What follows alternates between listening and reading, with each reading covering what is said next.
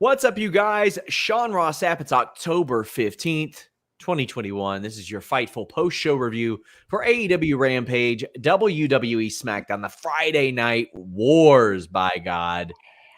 We're joined by Kate Hensler. Kate, like 8 days ago, this just seemed like it was going to be a normal Friday. And then last week, WWE's announcing like, oh, we're going to do an extra half hour because we're on FS1. Naturally, their numbers are going to be down because they're on FS1. They don't want to get beat by Rampage. They're out here leaking Rampage Fast Nationals. Who gives a shit? I'll tell you what, AEW doesn't care about it because they're out there doing their own damn thing too. But I've loved the shots all week, back and forth. Roman Reigns firing off, Sasha Banks, Top Dollar, Tony Khan. I love it.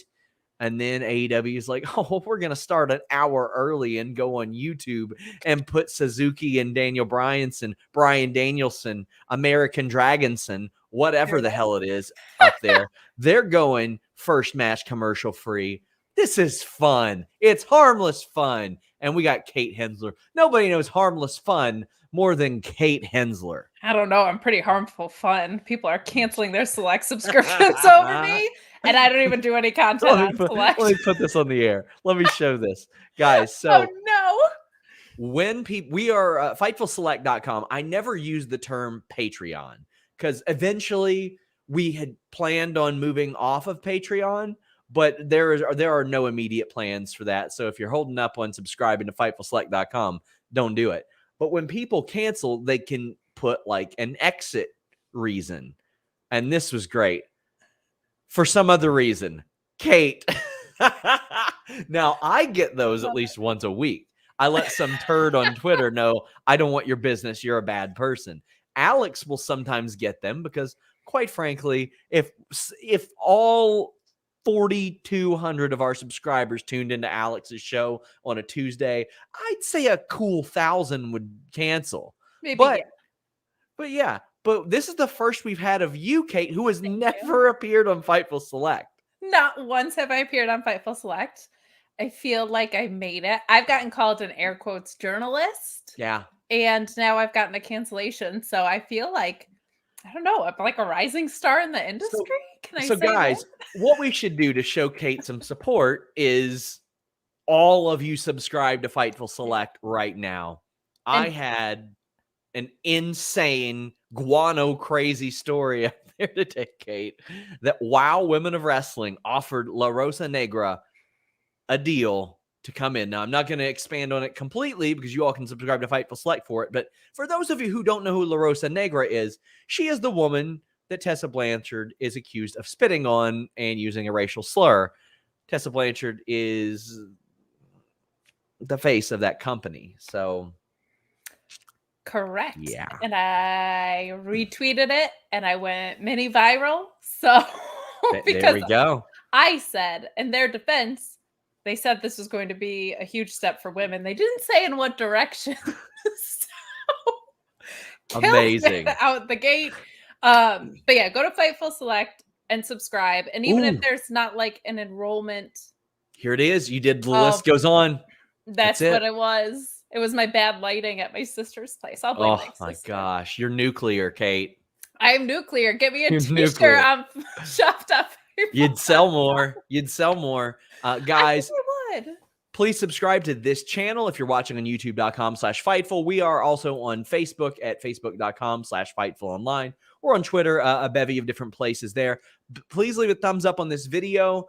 Tap that bell for notifications. Send a super chat. It's that little $ at the bottom of the YouTube channel or the bottom of the YouTube chat. It'll get your question or statement read on the air. Saturday, we have Grapsody dropping at noon Eastern on Fightful. We have just launched a distraction channel. It is youtube.com/Fightful Distraction. I'm not sure why you would want to go there, but you can.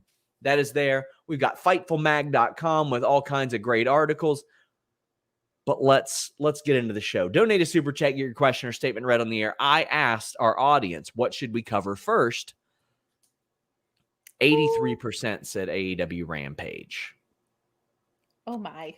Yikes. So we are going to cover AEW Rampage. Although, in order to sustain viewers, we should probably cover that second.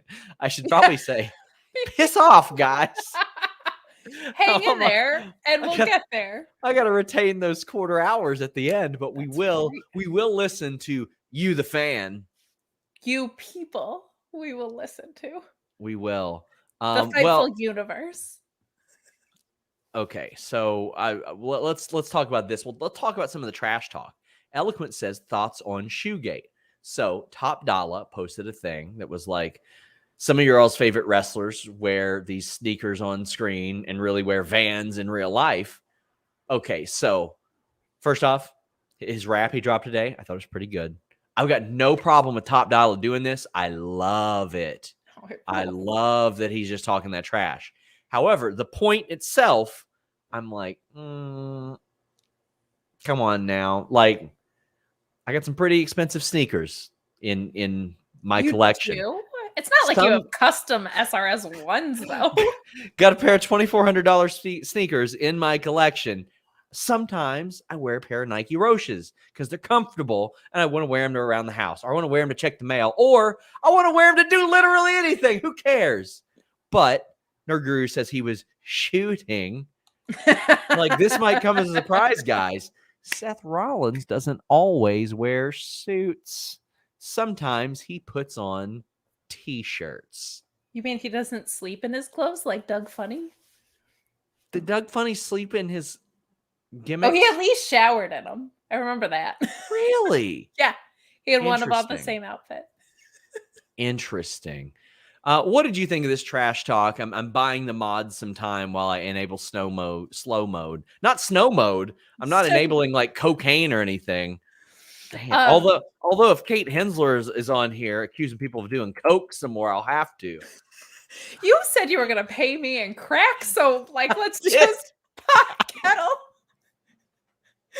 My first invoice I ever submitted, I get a response, and I'm like, I hope everything was accurate and I did it right. And John responds, "Can I pay you in crack?" I wouldn't even know where to get crack. To which Jeremy pointed out, that's probably a pretty good exchange rate. I should consider it. But as far as the shooting goes, I love this. This is fun. It's harmless. Tony Khan was talking trash all week before Top Dollar mentioned anything. I think it's funny that people freaked out about shoes on the internet. Yeah. That's very silly. The Young Bucks changing their bio to say that like they spend more than NXT's whole roster on sneakers combined or whatever. Yeah. If you're legit getting emotionally invested in other people talking about sneakers, it's time to look in the mirror. But I thought this was really fun. I thought all of it was fun. Roman Reigns shooting on CM Punk. Loved it. I love it. I don't know if you know. Yeah, I don't know if you know, but Paul Heyman and CM Punk actually used to work together a little bit. A lot of it, some might say. Yeah, no, this is fun. And honestly, like Tony Khan started it. So if the boss of one of the promotions, you could argue that going head to head for a half an hour on a Friday kind of started it, but Tony Khan was like, yeah. He was like, Raw sucked, brr. Like, I love that. He was a Monday Night Wars guy. He's talked about that at length. Like, have fun, people. Valab says, gatekeeper, Top Dollar. Hannah says, if they spent that much on those fake Dior's, I feel bad for them. I'd be shocked if they did. They're not. They probably got good intel. Joey Bag of Donuts said, just join Fightful Select because of Kate. I don't see a notification for that, Joey. Are you just doing that for internet clout? Because I don't see it. I've got it right here. Always. Drew Nicholas with this big ass super chat. We love big ass here at Fightful. And Drew Nicholas dropped some big ass super chats here. He says, couldn't not drop some love for Kate Hensler here. And you too, Sean, I guess. Didn't watch SmackDown, but as I have said, thank you for watching so I don't have to. Life would be less interesting without the Fightful team. Thank you. I will apply this towards the $0 that the Little Big League watch along made. So we've almost broken even on that. Okay, my mom and her birthday made tons of money on Tuesday night. Thank you very much. So Kathy Hensler, Prince Money, because her birthday was Wednesday. We got super chats about it on Tuesday, so thank you very much. And my bangs, are you kidding? Do you know how much money these bangs have brought into Fightful? Also, we're gonna work on it. The Little Big League was a nice test run, but we're gonna come up with some good ideas. I would call it a loss leader, but I don't know if it leads anything. J. Shell Nicole says, "Keep cool, Gabagool. I want to see Tony D versus Tony K." Right. Oh man, and thank you to Vlab for becoming a YouTube member. We've got a bunch of super chats. Even before this, Nerd Guru saying, "Really need you all to see Becky, Sasha, Bryan, SuzUki, Punk, and Good Night. Maybe the Edge and Seth promos. You guys rule. Well, you rule, and we appreciate that." Those were separate matches, by the way. It wasn't like Sasha and Becky and SuzUki and Bryan Danielson all in the same match. That would have been and Jay Shell sends us the $5 we're losing on you back and says that you deserve it, making you feel heard and wanted over there on the Twitters. Look at you interacting, being sweet to everybody. I love it. That's probably why someone canceled. They were like, "She's nice." Ken says he'd rather watch the first 30 minutes of Go Shiozaki and Vegeta on repeat than ever hear another bit of sneakerhead talk. I mean, like, I love sneakers, but quite frankly, I don't give a shit what other people like or don't like. That's the beauty of like subjectivity, is you like what you like and you don't like what you don't like, but you don't got to gatekeep everybody else. And I don't think that's what Top Dollar was doing. I think he was just stirring the pot because he's good at it. He's very good at stirring the pot. Yeah, it's called having fun, you guys. Like, don't take it more seriously than the people in the companies. And I've heard there are several wrestlers that love to have fun, Kate. I've heard this on commentary many times. Oh, really? They love to have fun, yes. Get out of town and take a bus, Sean. Andrew says, "I mostly watch WWE tonight. Kate is an AEW homer, but I love her for it. Turns out when you watch two shows at once, you watch none." Not really. I mean, I think because so many of us at Fightful got used to watching AEW and NXT at the same time, we figured out a method. I mean, we were able to watch both 2-hour shows in totality by the time that our 10:30 review started. So it's possible. And Oscar says, "Don't get the online AEW versus WWE BS. We had great matches tonight because of competition. In my opinion, WWE acknowledged today that AEW is competition." I felt like the discourse over the past week was much healthier than in previous weeks. Now, I mean, there was still some toxic bullshit, of course, but I felt like a lot of people kind of saw what was going on here, and a lot more people were playful with it and tongue-in-cheek about it than like, "LMAO, you run the payroll, ha ha," type of stuff. I still got a little bit of that, but I didn't think it was as toxic this time. Or maybe the fact that I blocked over like 200 people has just made my timeline better. I'm going to go ahead and say it was that, because that was not my experience, but I also had a lot of traction on a couple of tweets. I had one tweet that people called me an AEW homer and a WWE homer for, which is my favorite thing in the world, is when I get both from the same thing that I said. Which is fantastic. I have a folder of like things, and if somebody calls me an AEW shill, I have a tweet where somebody's called me a WWE shill and accused me of wanting a job from WWE or AEW. I mean, even though I've rejected overtures from one of the two places, so there you go. I mean, I had people that were threatening to tattletale on me to you. I saw that. I had people that tattletaled on me to you. Yeah, which is. I didn't know I was that powerful, so I'll take it. I mean, you're getting people canceled on Select, so I mean, there you go. Which I'm not even part of. Dr. Sixfinger says, "Well, shoot, now we need an Adam Cole impression from Kate. You know, it's all about the bangs." Oh, by the way, Kate won't be here next week. She's going to be schmoozing with AEW stars on the Jericho cruise. You going to get me some scoops? Sure, I'll get you some scoops. That's what you get for being a homer, Sean. You could go on the Jericho cruise. Also, if you pay a lot of money. $5 right now. So. And I owe Jeremy $3.19 for a little big league watch long that he rented. So, Jesus Christ. I am an AEW homer, a WWE homer, an ROH homer, definitely a New Japan homer. sometimes an MLW homer and occasionally an NWA homer and a GCW and Independence homer. So we're I hit a 15 lot of minutes. homers. We're 15 minutes in. We haven't even gotten into the show, but we're about to, I promise. But subscribe to FightfulSelect.com, guys. Today, I broke news about that Wow Women of Wrestling story, which was, oh boy. It's a doozy, Sean. Yeah, I broke a bunch of news about SmackDown that I will pat myself on the back about later. And boy, has a bunch of contract news coming up from like multiple companies. So is one of subscribe to them Fightful Select. Anthony Rizzo? I've been asking for that for months. No, I would like some Nick Castellanos contract news, though. Hannah M says, not an Impact homer? Wow. I got accused of that when I got accused of that at Slammiversary, but it's because your mug was all over. I know.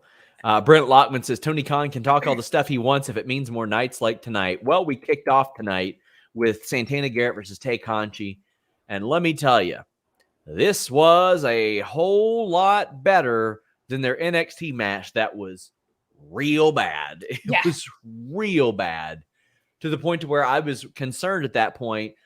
First off, I was shocked that after that, they promoted Santana because I thought that might be like the death of her there. But as it turns out, they called her up and then just did nothing with her until the Royal Rumble a year later. But this was much better. It was a harmless match. Tay Kanchi gets the win with the DD tie. What do you think of this? I thought it was great. A lot of like GIFs and stuff were circulating from their first time around, and it really shows you how much, especially in my opinion, that Tay has grown tremendously. Like just leaning into her strengths, her stamina in the ring is so much better. She's much more explosive than she was in NXT. I actually saw her at an NXT house show, and she was heel.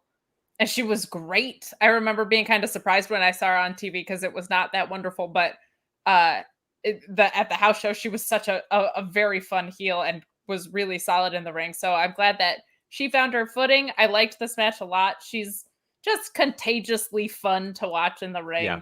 So I really liked this. There are a whole lot of people that leave NXT, and really there were a lot of women that left WWE for a long time. It's like when women left WWE, that was it. Like unless you were like Mickie James and a few select others, just like you didn't wrestle anymore. And I am so happy to see people like Tay Kanchi leave and continue wrestling and make it to AEW. Marina Shafir, who I interviewed for Bloodsport 7 next week, she's continuing to wrestle. Like, it's not just like, oh, well, I'm going to give it up now. I love that. I also love... sorry, go ahead. Oh, I was just going to say, as do I. And you see it all over. Like, I immediately thought of Maria Kanellis, too. What she was doing at Ring of Honor with structuring their women's tournament and her and Mike Bennett having a great run there. Like, there's just more opportunities than ever for anybody, including women. So that rules. Jay Blood says, when you make someone cancel their own access to excellent content without lifting a finger, we call it Hensler heat. Oh my God. Like we need to get somebody to remix the Harlem Heat theme with you in it. There you go. Heat Magnet Hensler, baby. Have you seen me and Alex's videos on the samples of that? Of course I have. Okay, just making sure you know what you're getting into there. Valab says, Kate, why are you not a Simpsons homer? Keep cool, Gabagool. Thank you. You as well. Keep cool, Gabagool. This is actually really funny. So I think my mom just hated the voices on The Simpsons, but when I was younger, my dad and I would watch BattleBots, and South Park was on after. So we would watch that. BattleBots ruled, especially 1.0. I like the second one a lot, but 1.0, I'm an OG. But South Park would be on after, so I watched South Park way too young and not The Simpsons. JJ says Tay and Santana was the first NXT segment to beat Dynamite in the ratings. This match tonight wasn't a coincidence. Oh, I don't think so either. It's just this match was so much better than back then. They've both grown so much, especially Tay Kanchi. Dragon84 says it's been a hell of a week on wrestling Twitter. That Tessa story was the icing on the cake. It sure was. But we got some good wrestling on this buy-in. Lee Moriarty against Bobby Fish. And then afterwards, a graphic that so many of us have been waiting for. Lee Moriarty is all elite. He got the contract offer in Cincinnati. I was there when that happened. Very excited for him, very happy for him. Eloquent says, shout outs to Lee Moriarty. He had a good showing. Bobby Fish got the win. He was going to get the win because, he's facing Bryan Danielson tomorrow. Makes a lot of sense. Although I would just love one day it to be set up like that, like foregone conclusion, and just like, bam, Lee Moriarty takes out the old man and then gets Brian Danielson, American Dragonson the next night. I would love that. I would too. This match was great. It's awesome to see Lee Moriarty getting so much notoriety, basically. Like, he was trending after Elevation and trending off of the announcement of this match on Twitter, which was pretty cool. So I was looking forward to it. I felt like it was really well structured. Wasn't surprised by the booking. I was kind of hoping to be surprised by the booking. I was in your camp on that, where it would be fun if Bobby Fish just went insane after this. So I just really liked a lot of what was there, and I'm excited to see Lee Moriarty get this opportunity. I think he's going to be fantastic. Commentary put him over so hard too, which I loved. I just loved. Dr. Sixfinger says Lee's entrance music was a banger. I have to get a better listen to that, because that is one of the things that I didn't get to take in that much was that. But Lee Moriarty is going to be very, very special. Alex Shelley just gushed about him in our interview that we had recently. Oh man, he's going to be so good for this company, and AEW is doing the right thing. They're getting these young wrestlers who still need some pieces added to them, so to speak, but they're getting them young and then adding those pieces because they have all the tools around them. And if maybe they don't have it, so hey, Daniel Garcia needs a little more flash. Well, you put him with 2.0 and he's got that.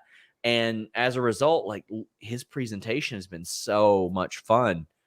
I think they're really killing it. Emily Cease for the Ruckus. Whoops. For the Ruckus. Here's a funny story, Kate. So I see a picture, I think it was of her twin sister, Allie. And it's with Alex Zane. They're doing the For the Ruckus. And Shane Mercer's in the background. I'm like, oh, that's a cool picture from GCW this past weekend. And then I start to see pictures, and it's like Alex Zane wrestling Larry D. And I'm like, wait, this is like near where I live? And I didn't realize he came back to Kentucky. Shane Mercer is from Kentucky. They are back in Kentucky. I was like, what the hell? I missed it. I could have went to this show last night. I had a night off. I missed it. For the Ruckus. But oh yeah, I should actually read the super chat. Emily says, so happy Lee finally got his All Elite graphic. Also, here's money for Kate and her powerful bangs for the Ruckus. Buddy, I'm going to tell you guys how you can get more powerful bangs later on. Don't worry about that. Jay Shell says, another Black future champ. Absolutely. Absolutely. Yep. Well, then we got Danielson and SuzUki. So typically I loathe the I punch you, you punch me, we let each other punch each other type of thing, because it doesn't make a lot of sense. With SuzUki, it always makes sense. Basically, if you're from SuzUki-gun, it makes sense to do it because that's just how they are. Eloquent says that this run has been special. Flim Flam Andrew says SuzUki killing people with a forearm shot is my favorite spot in all of wrestling. He just brings them dead to a stop. And this is that shit I like, Kate. Yes. So the first thing that I thought of was about how Bryan Danielson has walked in here and basically just been doing what people would consider dream matches, and how much kind of pressure that could have been. And he's just blown the roof off of them every single time. Like, him and Omega, so different. A dream match delivered. This kind of falls in that same category. A lot of really great stuff here. I guess we're just doing the cattle mutilation spot now, like with frequency, because he went for it a few times in this match. The chops, Bryan Danielson striking is just some of the best in the business, in the history of wrestling. If you are not familiar with the New Japan product, but you liked this match, you should probably start watching New Japan, because this felt like a New Japan match to me. Yeah. They have a 2-night event coming up, so go watch New Japan. That was something that clicked, was like, oh, this was the G1 match that he probably always wanted. There's this very weird observation I had. Wait for it, because it sounds wrong until I explain. He does the same thing that Brock Lesnar does. Stick with me. Where he inflicts a bunch of pain on someone and just sits in laughter and joy at the beauty of the pain that he caused in like the most perfect violent way. Brock is great at this, especially because he works slower paced matches. And I noticed it with SuzUki, especially on this run, where he'll just beat the hell out of someone and kind of just sit back and laugh at like, look what I just did. It's such fun storytelling, yes. And it works because they're both violent and they both have like martial arts backgrounds and have been in shoot fights too. So I think there's something really special with that, of just being there to inflict punishment on people, and while someone is selling, taking your moment to tell the story that you're telling too, of just laughing at them. So I just thought this was such a wonderful marriage of a really hard-hitting, great wrestling match and a really fun story to tell.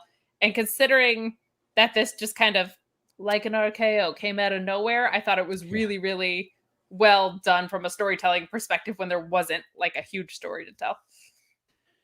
Oh, it was magnificent. Skywalker Club says Danielson's the best in the world, and it was brilliant. Hope we get Danielson versus Punk on a big pay-per-view. Oh, we're gonna. That's a match that they've got to do on a pay-per-view at some time.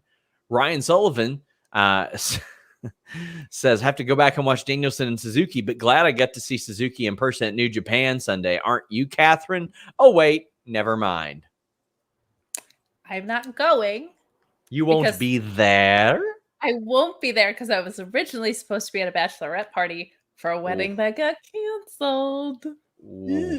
But I will be on the Jericho cruise and he won't. So ha ha ha ha ha. Yeah, I bet he's heartbroken. He should be.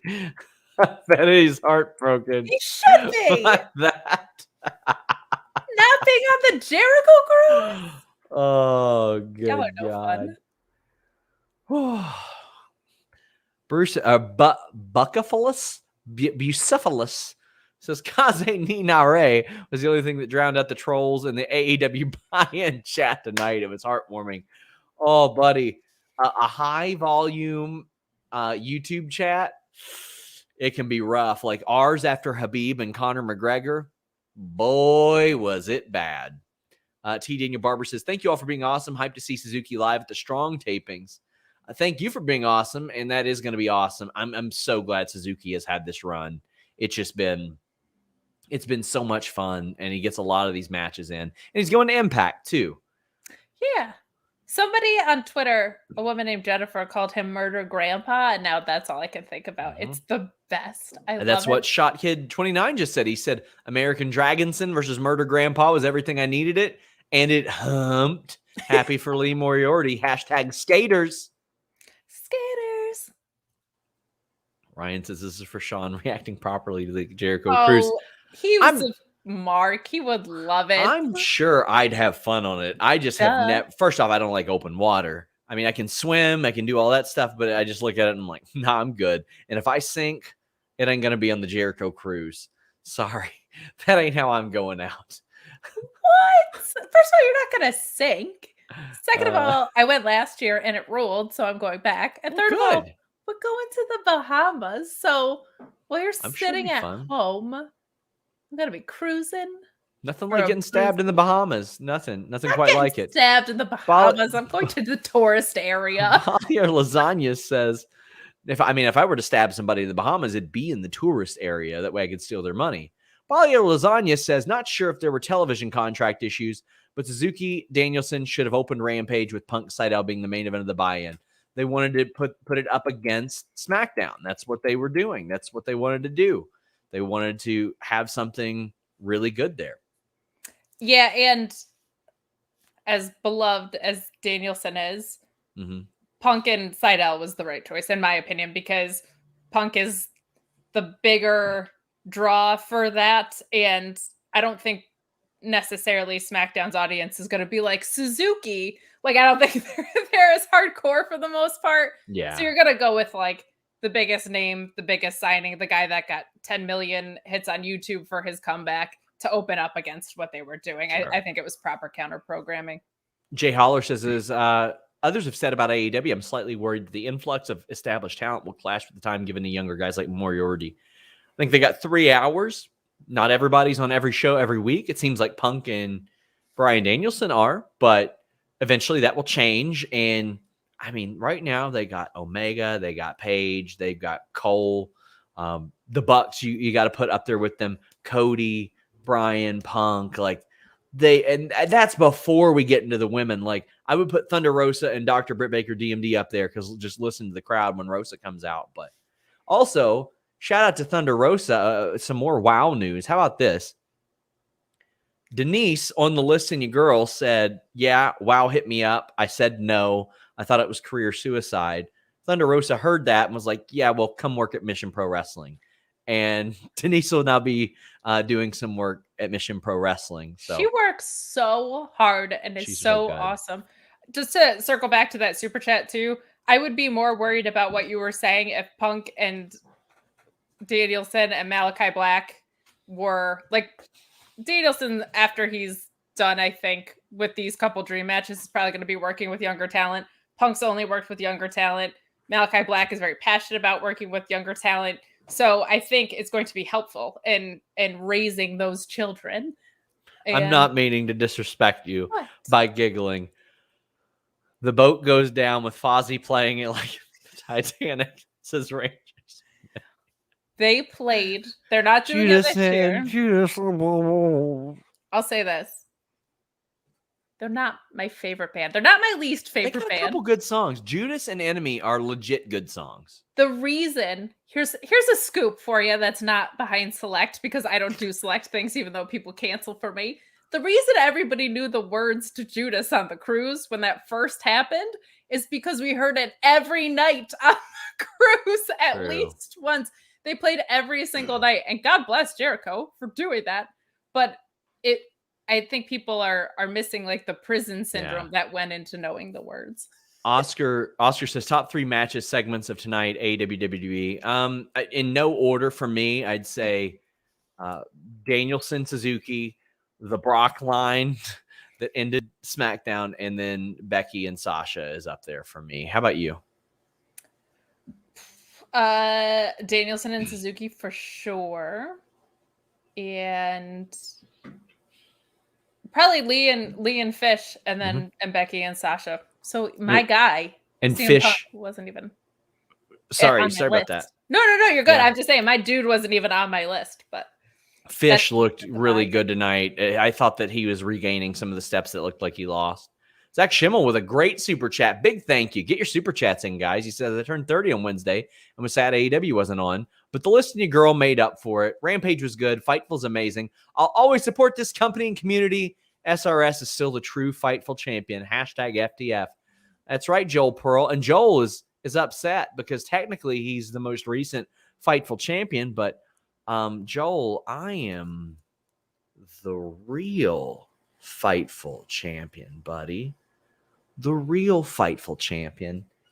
We need a title and title match, but I have a bone to pick with you, boss. All right? Why? Why are you picking bones? Because I tune in and I see the Listen Your Girl, and you have this cute graphic for you and Denise. And Pardon me. What I did was crudely paste our heads over the Raw logo that used to be on there. The only reason I didn't for you is because, and I'll give her a free plug here, twitter.com/DestinyFOMO, one of my great friends who sponsored the List and Your Boy for like 2 months as a part of her $1,500 Fightful Select tier. Jimmy's gone for a month. I didn't think he was going to be gone for a month. I thought he was going to be gone for like a week. So I just crudely erased his name on the frame that we had made for Destiny FOMO. And put your name over it. Then when it became clear, oh, this is going to be like a month-long thing, I just started to use the regular frames and was like, hey, Destiny, I'm going to give you an additional month. I had a reason. Kate. A reason, and it was a little bit short notice, but I'm just saying, I think. Follow our friend. Follow our friend Destiny FOMO, twitter.com/Destiny FOMO. Nerd Guru says Paige and Omega officially announced for Full Gear. Heck yeah. CM Punk and Matt Sydal, this was such a fun match. Like, you see Punk getting his feet underneath him more every single time. I love that they rib Punk about his cardio because Steve Muhlhausen of DAZN, like, Punk said, okay, what did you think I did wrong at the All Out post show? And Steve Muhlhausen was like, well, I think your cardio could have been a lot better. It's like, damn, bro. But Colin Hedden says, Punk to American Yul Dragonson after SuzUki. You bastard. How do I follow Kalex Gabagool? Well, I thought they did pretty good. I thought they had a really good match. They had history. They'd wrestled on the Indies. They'd wrestled in WWE. We're seeing Punk bust out the Anaconda Vice more. I really enjoyed this. Yeah, I like Punk using the Anaconda Vice because he's not the biggest dude in the world. Mm-hmm. Sydal, he could have pulled off some other stuff, but when he faces like a Hobbs or somebody that is significantly larger than him, that's going to come in very handy. He keeps switching gear on us. He goes from the long boys to the trunks. I like them both, so I don't care. It's just something I noticed. This I thought was a really good opener, and it was just smart to put two guys that WWE fans would recognize in the opening of your show. It was a solid enough match, and it was kind of fun to see Punk go with someone who is a little bit more experienced. Like, I was not super excited about Sydal. I think I mentioned that on the show before when he first debuted, because it was in one of those Joker spots, and I thought it was just going to be a bigger name, but he is a very versatile worker and has given a lot of people a lot of really great matches. So this is a good opener. I felt like it was extremely intentionally done in case you were flipping over from SmackDown to see the biggest name that's come in and somebody that you would recognize from years and years and years in WWE. I loved how they set it up last week where Matt Sydal clearly likes Lio Rush. Like, he's okay with him, but he doubts him a little bit. And Lio Rush is like, buddy, I got you a match with CM Punk. And Sydal was like, really? You did? Okay, you're cool with me if that really happens. I think that's awesome. Like, Lio Rush went to Tony Khan and was like, hey, I got this cool match. We should set it up. And Tony Khan was just like, yeah, I like it. Good idea. Let's go. I'll write it on the front of my notepad and take it to the Jaguars game. We'll set that thing in stone. Let me circle CM Punk's name. Love that. Love that. Questionable handwriting. Volov says, Anaconda Vice is cool and all, but when are we getting a Pepsi plunge? Ruin those knees. I would love to see a Pepsi plunge. I would love to see an outright pedigree. I would love for CM Punk to start using the pedigree. I think it'd be a hilarious shot at WWE. I understand why maybe not doing it right now after, quite frankly, Triple H got hospitalized and had an operation. Like, maybe wait until Triple H comes back and gets in on the fun before you do that. I think it'd be in kind of bad taste now, and I think he probably knows that. But I would love to see him just use that in the future. Yeah, it's a shame because I think this would have been the week to do it. Like, I think that would have been a fun wink and a nod with the head-to-head. I think Triple H would have had a lot of fun doing, like, having his little shots in this week, too. Like, how's your territory doing, pal? Marathon, not a sprint, all that stuff. Jay Blood says, I love that Can He Hang is a thread through every Punk match so far. He's running a gauntlet without it being framed that way. Right now, he's being portrayed as like Ed Harris on Major League, where he's got Crisco on his shoulder, Vaseline, he's rubbing snot on the ball. He's pulling out every trick he can to put some more MPHs on his fastball, put some more break on his curveball, and it's working so far. And he doesn't have to call up a Ricky Vaughn yet. He doesn't have to get any relief. He doesn't need any of his buddies yet. Eventually, he might. Thank you for using a baseball movie reference, but I like this. You think you're the only baseball fan here? No, I'm saying you think. I'm saying the baseball fan in me recognizes the baseball fan in you, and I appreciate that. But I also like this from Punk because it's a really easy way to make matches feel close. Like if you're just quickly outwitting people all the time, that's a good way to make it feel like the other guy might win. Because darn it, one of these days someone might just beat that CM Punk. Maybe MJF. Who knows? Well, if you guys like CM Punk, check out FightfulMag.com. I don't have the overlay here right now, but CM Punk is our cover story, his return. We've got articles on Thunder Rosa, John Cena, the Thunderdome, Fire Pro Wrestling, Bryan Lee, so much more. We have a mailbag in every edition. You guys are going to love it. And you can go back and check out all of our issues digitally or in print. And these do not get old. We pride ourselves on good quality for the magazine and lasting quality of the articles. We've got some very cool things planned. I announced today Shaza McKenzie is going to be writing for us in the next edition of Fightful Magazine. So excited about that. So check it out, FightfulMag.com. Alicia, friend of the show, says, want Cole to beat Punk, and I love them both. There are so many different great combinations of these big matches, and I'm here for it. Christian Knight says, with Omega and Page official, I'm doing the 7-hour drive from St. Louis to Minneapolis, and I'm going to dress on that Hangman style on my profile picture. I love it. I'm here for the Hangman cosplays like we see the Orange Cassidy cosplays. Nobody has cooler gear than Hangman. Nobody in the world. Oh, man, I love it. I love it. Jay Shell says, I wonder if they'll throw Punk in the tourney. Do you think they will? What's his record right now? 4-0? 5-0? Let me see. Let me look real quick. I think you could. They don't use the standings for tournament 4-0. seating. 4-0. They don't use the rankings for tournament seating. Anyway, that's something I complain about regularly. But I think it would be nice for him to be in there. And I guess we're kind of on pause with what he was doing with Starks. It looked like it was headed that way, but it seems like they want to wrap up this cage thing first. So it was always, the plan was always just Will Hobbs, as far as I know. Oh, really? That's what I heard. I heard that around All Out, that Hobbs is going to be the next destination. Oh man, I want Punk versus Starks so bad. That was like an incoming dream match of mine because I'm a big Ricky Starks Mark II. But to our moderator, please pick up whatever chat is tied to that. But we had Josh saying, did Punk and Evan Bourne ever face each other in WWE? They did. On TV, they had 2 matches. Punk won them both. One in like 3.5 minutes. The other in like 2 minutes.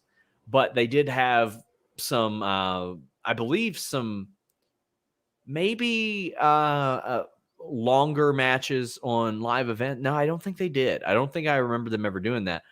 But I think they had some matches on the indies. IWA Mid-South, I know for sure. They had some bangers in 2004 and 2005. They had a match in TNA back in 2003, a tag team match. So they've been familiar with one another. Darian says SRS versus Joel Pearl in a Gabagool pole match. It'd be paid cold hard cash to see that live, Toronto or anywhere. If I can get into Toronto, maybe. Mark says you got to say it like a proper Aussie. It's Shaza, not Shaza. Well, you know what? It's whatever I say it is because we've got a match booked in a diner at some point when she hits America, as if she'll ever get to America. And I'm going to hit her with a flatliner onto like a thing of mustard that's going to like squirt everywhere. Call her whatever the hell I want. She works for me. Wow. She works for me now. That was aggressive. I'm calling her out. It was aggressive. Well, we saw Ruby Soho beat the Bunny. It was like, all right. Sawyer says, love the pairing of Penelope with the Bunny. So much more than her just being extremely married to Kip. Don't need a tag division to feature heels being BFFs. To the contrary, I'm like, okay, I see the formula. You beat one, you beat two. Somebody comes and helps. They face each one of them. Then you have the tag team. It's just like when I see this formula, I'm like, feature some other women.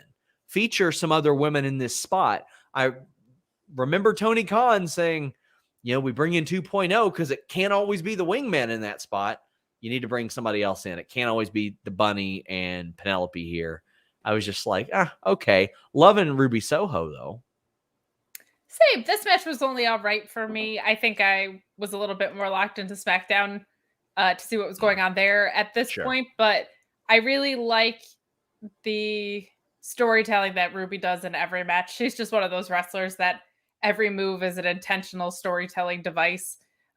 Bunny is kind of, she's better than she's been and then kind of plateaued for me. She's great at finding the camera too a little bit. She's got the Britt Baker school of finding the camera with facial expressions, which I appreciate, but there's not a lot about the Hardy family office that I like right now. It feels like they're just kind of constantly losing and all in each other's shit. So I'm a little underwhelmed, but this was perfectly fine. I continue to have the same complaints about the women's division.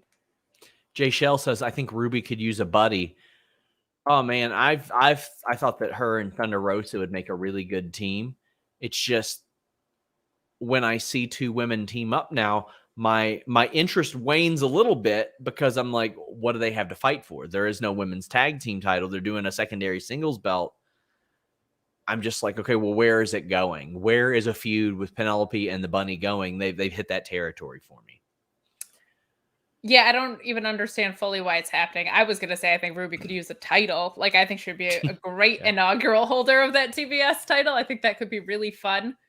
Part of me wants it to be Tay Kanchi because I'm just thinking about the TNT title being Brody's title and then having a Dark Order member that's as over as Tay is right now and doing as well hold the TBS title. But I think Ruby or Rosa would be so established and wonderful to do that, where I think Jade is still too green, even though that seems to be the direction that they're heading. So we shall see.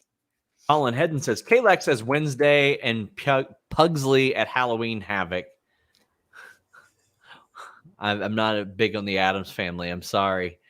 But Mox versus Yuta, Kiera Hogan versus Penelope, set for tomorrow. Tournament brackets. Pac Andrade 2 next week. We're getting some stuff tomorrow, so tune in. We will be here after AEW Dynamite tomorrow night. But get your super chats in. We have reached the main event of the AEW portion of things. It was American Top Team and Men of the Year against Inner Circle. So it was Junior Dos Santos, former UFC champion, the 11th former UFC heavyweight champion to compete in pro wrestling. Now, some of them competed in some worked shoots, pancrase, stuff like that. Maybe not as sports entertainment as we see it today. I thought Dos Santos looked the part. Holy crap, was he in great shape. I thought some of his offense looked pretty good. He's going to have to work on his bumping quite a bit because it was the arms, elbows hit before the back thing. If he wants to, I'm sure he'll get very good at it. But I am always interested in seeing how any MMA crossover will do, because I mean, that's what Fightful was founded on, was the crossover between combat sports and pro wrestling. Junior Dos Santos does not have the benefit of being a world level judoka like Ronda Rousey, or being a world class wrestler like Kurt Angle, who came over, or Brock Lesnar, who made that transition, Bobby Lashley, and even Riddle, Gable, countless others that have had that amateur wrestling background. And when you do that, you're doing break falls, you're doing side falls, you're doing 3/4 rolls, you're working on pinning people, and you know how to get in and out of that. Junior Dos Santos was primarily a striker, and I thought he did pretty solid. That table bump he took was so awesome. I love that. Before we get into the match, what did you think of Junior Dos Santos's performance, his first match ever? I thought for a first match ever, it was pretty good. Yeah. I admittedly am just not the target audience for any of this. Like, this is just, it's not appealing. I thought you were a Dan Lambert stan. I thought you were a Stanbert.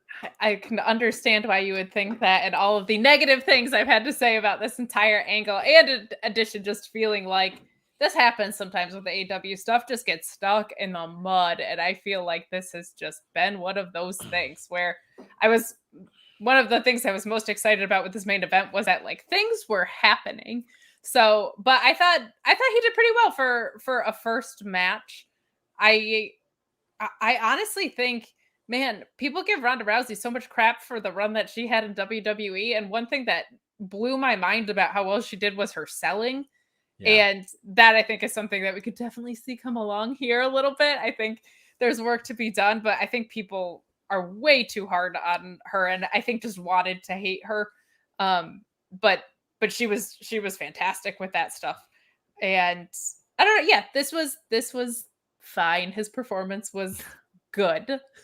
I want to address this super chat about women that need to be booked more. Carrie Fly says, specifically a black woman, before they lose black fans, they should have signed Trish Adora before ROH did.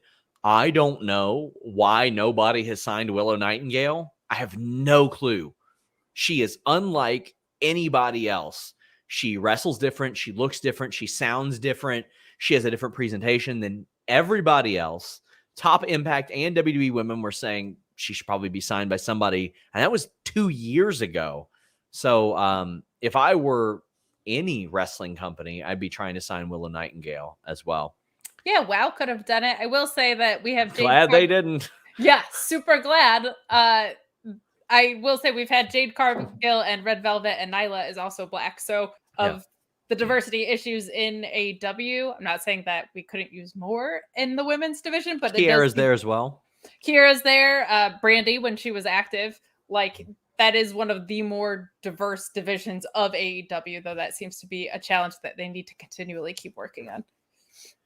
Bunch of super chats about this match, which leads to Scorpio Sky getting the pin on Jericho, which I loved.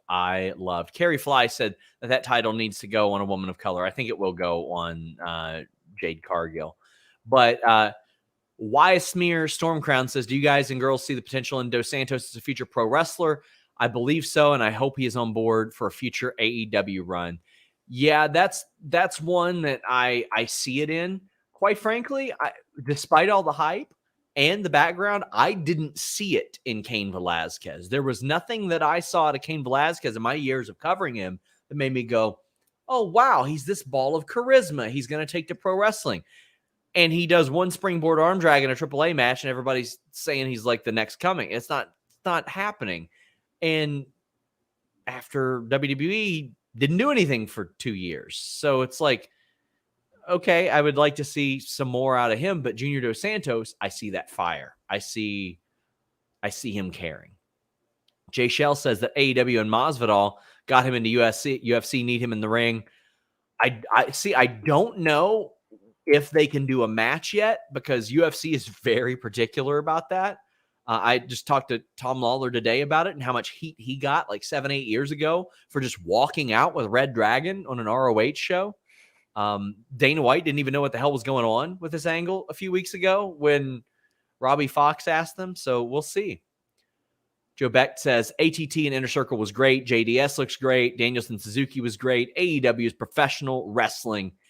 And we have a bunch of Paige Van Zant super chats. Tyler D says she was awesome. She could be a top star, or she could be a star. I popped huge when she pulled her phone out. JDS looked good too. Love this storyline. Peyton Carter says SuzUki and Danielson was maybe my favorite match of this year. JDS looked great in the ring. Paige Van Zant is amazing. I want to see her in the ring soon. Zach Barber says Paige Van Zant is a very good pro wrestling heel. Now can I get Layla Hirsch to throw her across the ring? Please and thanks. Brian Mahoney says, who should the Inner Circle enlist to go against Paige Van Zant? Maybe Layla Hirsch. I love this entire storyline. Honestly, the heat is great for it. So I grouped all those together because Paige Van Zant is a woman who fans have said, oh, she looks like she'd make it. She's looked like she'd make it. And for years, I would hear that, and then we would ask Paige, and she would say things that would make us seem like she wasn't that interested. Maybe she would if the money was right. She's outside of the UFC now. She is a very successful content creator. She's doing bare knuckle boxing. She's fine financially, but boy, is she taking to this well. Thunder Rosa's calling her out on Twitter. Thunder Rosa is a trained MMA fighter who happens to actually train at American Top Team here and there with Thiago Alves. Lonzo says Paige Van Zandt is so good, definitely should go. Who do you think they should bring in? Because to me, she's too much of a slam dunk to not utilize at some point. I mean, Rosa for sure. I don't know Kiera Hogan's background, but I just feel like charisma-wise, that would be a hell of a pairing. I think that could be really, really fun. But Rosa to me is the obvious one there, especially because she doesn't seem to be in longer term program right now. Carrie Fly says it's not just about them showing black talent, it's about them pushing them. Nyla is black, but she's also native and trans, so it feels like they tried to hit a quota. I could understand that. They need to do better. WWE's knocking it out of the park right now. WWE is doing so good. It took them a long time, but they're doing great. Brent Lockman says, whole mess of cool singles matches in that main event, but the first for me was Jericho Page. They seem to have great chemistry. Yeah, Jericho's going to face a lot of these people too, and it's going to work as well. Sawyer says, didn't care about the main event because the feud doesn't appeal to me, but that Sami hot tag woke me up. He stood out. Ethan Page had a promo that I actually saw on his Patreon that was incredible for social media. He did really, really great. Bucephalus says, if Kate remembers hearing Judas every night on that cruise, she was doing it wrong. I was on that cruise and remember about 5 minutes of the whole thing. Oh, man. Well, there was a lot of not having a choice but to hear it. You would just be walking through parts of the ship and they'd be on one stage and another. So, and I wasn't taking advantage of the open bar situation. I'll put it that way. So Phyllis says, about the war, as me and my friend said, Tony needs to know when to stop tweeting. Man is becoming the Trump of Twitter and doesn't keep anything to himself. No, I completely disagree. This is all in good fun. I don't know how you could draw that comparison. Like everybody's saying, oh, it makes it look like. No, it doesn't. It doesn't make it look like anything unless somebody wants to make it look like that. No, and he was a Monday Night Wars guy. Like he's talked about that so much. Like he's out there having fun. Gilbert, the Billionaire Ted skit, showing up in a Jeep at Nitro, and Bischoff like trying to fight Vince. Carrie says, point in case Nyla is who you all always bring up. I mean, Jade's getting pushed. I think she's going to win the title, but yes, they need to do better. And I'm pretty sure that their broadcast partner needs to know better as well. I'm not saying they're killing it on it. I'm just saying out of the 3 divisions they have, that is the most diverse one that they do have. Get your super chats in, guys. Please leave a thumbs up. So, Kate, you're heading to this cruise. Are you taking your powerful bangs with you? Of course I'm taking my powerful bangs. Gotta let them have fun. You like to have fun. Gotta set them loose. Gotta bring my powerful bangs with me. On Are you gonna put any hairspray in it? Like, well, see, or you want them to stand on end in a certain way. You know what I mean? So I'll be bringing some product. Well, if you want your powerful bangs to stand on end and you want some product, you know we're about to talk about the Blue brand. Our friends at Blue Chew. BlueChew.com brings you the first chewable with the same active ingredients as Viagra and Cialis, so you know they work. But they work on your schedule. Are you ready? Well, Blue Chew has you covered. Gives you that confidence. Are you not ready? Well, by golly, Blue Chew will get you ready for those powerful bangs. Look at that. Look at those powerful bangs. No more awkwardness, because you know how much we hate awkwardness here at Fightful. We would never put anybody in an awkward situation. So no doctor's office, no pharmacy. It's prescribed online. You take your questionnaire. If you qualify, you get your Blue Chew prescription, and it's delivered straight to your door because it's prepared and shipped direct here in the U.S. of A. Discreet shipping. I mean, after this is already better than what Denise did Wednesday, which was brutal. She chopped a paper wiener in half on accident and then tried to paste it together. Listen, you will not go through all that. You will not look like you have hypospadias when you use Blue Chew. And the fact that Kate knows what that is even great. Is even better. I mean, context clues here. Use the code FIGHTFUL. Get your first shipment free. Just pay $5 shipping. BlueChew.com. Code FIGHTFUL. I won't cost you $5. Just this guy. Phyllis says, so Sean, if he loses, doesn't that hurt him? Now, oh, you mean Tony Khan? No, not at all. I mean, it's to who?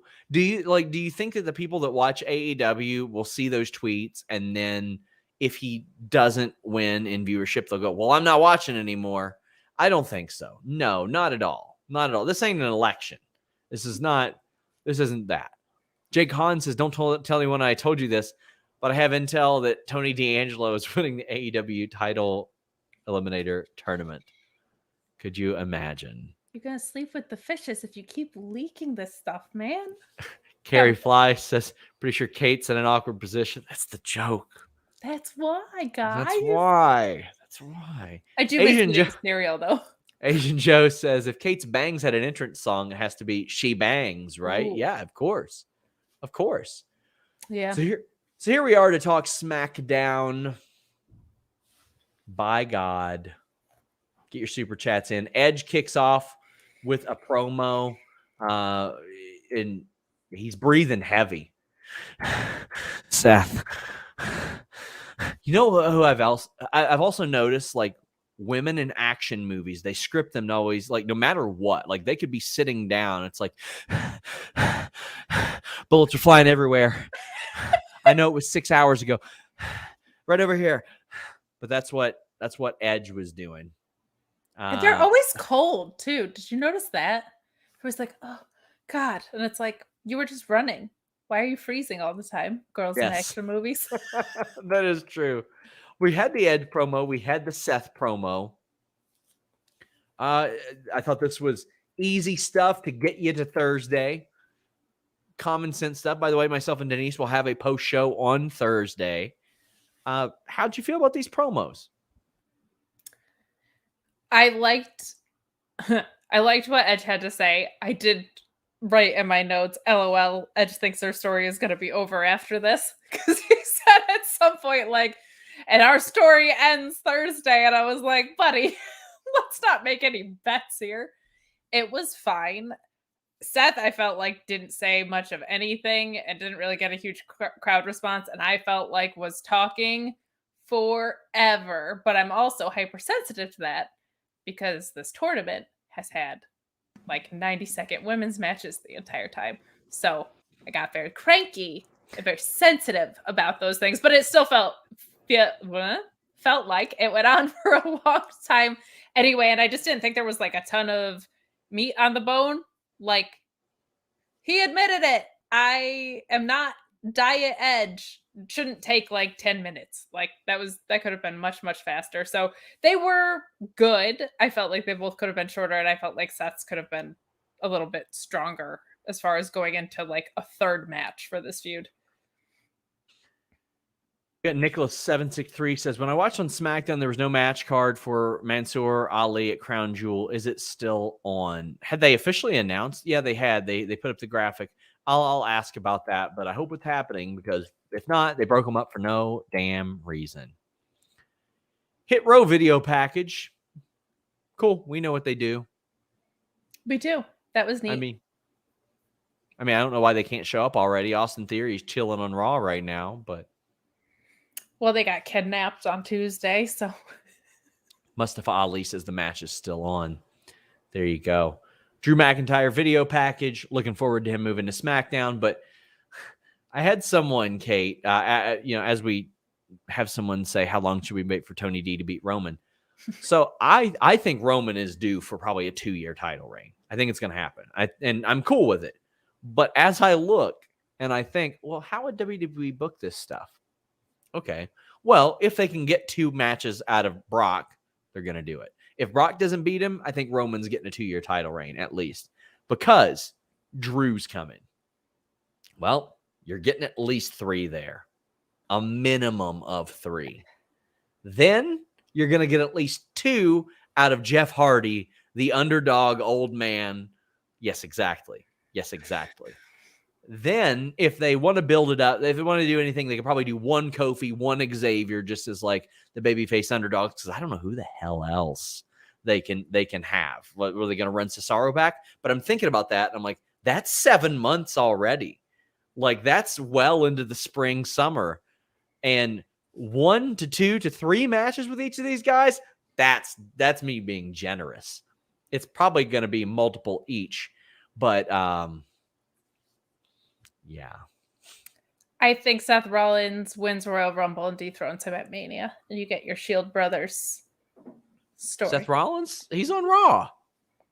Oh, we know how much that matters. Fair Yeah, point. but when you win Rumble, you get to choose, right? So yeah. Okay, I would like that very much. I would like Rollins versus Reigns at WrestleMania, unless I mean if they get The Rock, okay. That's the other thing. But then you've got your opponents through SummerSlam and you're good to go. How about that though? Can you imagine being a guy that people are like, I want you to face Roman Reigns or run for president? Like, how wild is that if you're The Rock? He probably gets tweets every day being like, run for president, also face Roman Reigns at WrestleMania. That's a wild life. Yeah, and Jay Shell says they can do Shinsuke at maybe, I don't know though. Well, how about this? They're doing it for tribute to the troops. They're filming it tonight. That was the plan. Oh boy. It's going to be Tony D'Angelo though. Carmella and Zelina are backstage. They're like, oh, we're going to have a nice, fun, easy match. Well, Carmella is like, all right, we're not going to cheat. We're not going to do anything. I don't need to put my mask on, my thin, soft mask. And this goes about 2 minutes, 20 seconds. And then Liv fucking Morgan, pardon my language. Love the performer, Liv Morgan. But she is here with Carmella's mask because this has to continue for some reason. I don't know why. I don't know why it has to continue. I don't know why Carmella, a former 2-time Money in the Bank winner who has held the women's championship, gets distracted by somebody holding a mask outside the ring and gets pinned, but it makes her look fucking stupid. And Carmella has traditionally been a pretty smart performer. She's outsmarted a bunch of dudes in the 24/7 scene and all that stuff. She's won the title. She's won Money in the Bank. And they just make her look stupid. It is so dumb. And the match was like 242, I think. Okay, cool. I think Zelina's going to win this tournament. Oh, God. So here's everything I hated. It was way too short. It was very stupid when you have two people that normally present this fabric mask who had no ability to stop Liv Morgan from being a part of it. I don't get why this has to continue, and Liv already beat her at least 3 times. I don't understand why you're having a tournament and the story you're setting up is outside of the tournament with their storylines in front of you. What are you doing? This is like, tournaments are designed to give you stories and you're just not doing it. Like, it's bewildering on so many levels. I don't know why they need to face each other again. I don't know why you'd be that thrown off by your fabric mask that wasn't protecting you in the first place.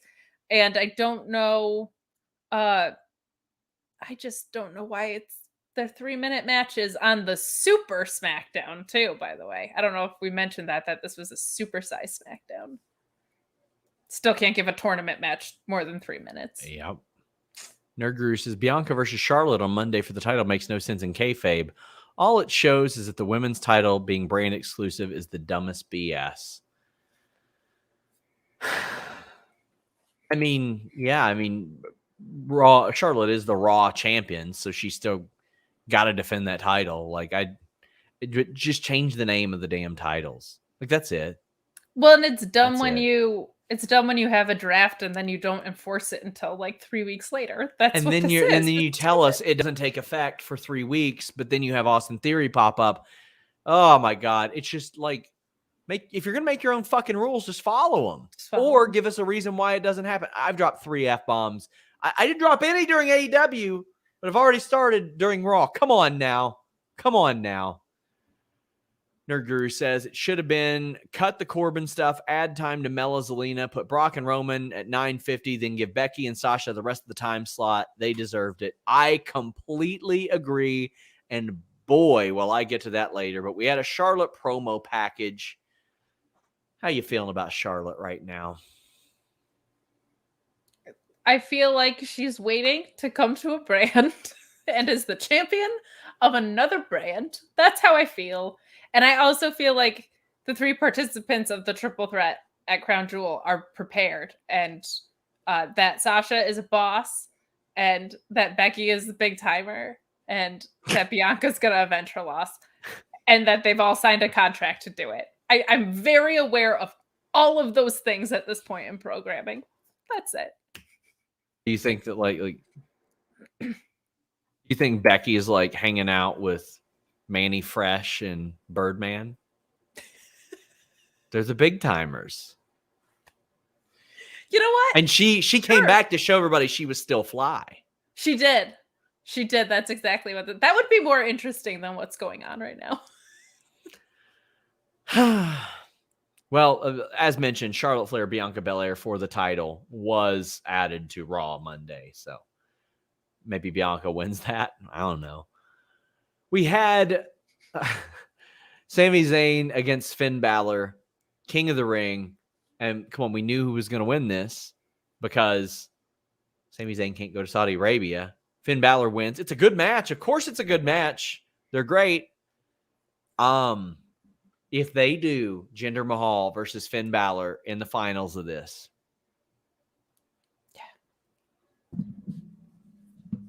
Yeah. I don't want no part of that shit, man. I don't want no parts of that shit. Now, this booking is being, or the matches here, they're getting the amount of time they should get. There's not a lot of anybody caring because everybody just wants Xavier to win. And that's fine. This was a really good match. But like you said, Sammy's not going. So we knew who was going to win. And I will say this, in the first 90 minutes of SmackDown, was the only match that was over 5 minutes. So it had that going for it. It was a really good match. Like the in-ring work was great. I think Sami did a really good job of leaning into some harder hitting stuff, which works with having a smaller opponent like Finn as well. And Finn's just ridiculous. But even watching that, I was like, I can't believe they gave him the ending they did at the last pay-per-view. Like even watching him here, I was like, just do that. Don't cut the top rope. But this was a good match, and it was a match that happened in the ring. Shows we've had no follow-up on that. no follow-up on the ring. Of course not. Oh, no. Nope, just happened. I think they were trying to bury it because it was so bad. Like, I think they don't want to keep reminding people that it happened. But for the first 90 minutes of the show, this was the only match that was in the ring for more than 5 minutes. It's ridiculous. Alicia says, will they be able to watch along for Crown Jewel? That's up to Joel Pearl. But any super chats that we get for our post show will be donated to Sami for Syria. So I hope you all still send super chats. Bezos says Bianca and Sasha win. Then it's Bianca and Belair 3 or Banks and Belair 3. I don't even know what brand Sasha's on Raw. Is she on Raw now? She is, right? I think so. Yeah. Yeah. I believe so. Andrew said you got money out of me for mentioning the big timers. Huge pop for the big timers. Everybody loves the big timers. They do, Birdman. What else we got? Sonya versus Naomi. Well, toot to my own horn here. FightfulSelect.com reported this evening that this match would not happen as planned. Sonya Deville called in the reinforcement. She said, Naomi, I know you're so excited that you get this match. How do I know that? You just did a promo about it. So I know you're excited about it. And she goes, but you didn't read the fine print. Or whatever the hell she said. Shayna Baszler is teaming with me against Naomi. Now, I really thought that Shayna or that Naomi or Sonya wouldn't do anything physical in this match, but she did. And that's good because it makes sense. Shayna and Sonya are going to beat up Naomi. That's going to make sense. Naomi has a beautiful springboard kick, the disaster kick. I think she does it as well as anybody I've ever seen. I wish that was her finisher instead of running her ass into people's face. I think this move looks like $1 million. But as far as the booking goes, like I see it, you're building up heat. This didn't take a ton of time. It stays in that sort of mode. It does extend it another week. It does give you a reason to dislike Sonya. I know a lot of people aren't going to like this, though, Kate. Which camp are you in? Or are you camping at all? I'm cruising more than I'm camping. By the way, Sasha's on SmackDown. Not on well, then Raw. that's not going to happen. Dirt. Here's the thing. So hold on. This motherfucker right here. Lame, you both said Sasha is on Raw. She's on SmackDown. Well, I'm sorry, Playboy. They've made it so clear over the last 2 or 3 weeks who is on what brand. Bland. Continue, sorry.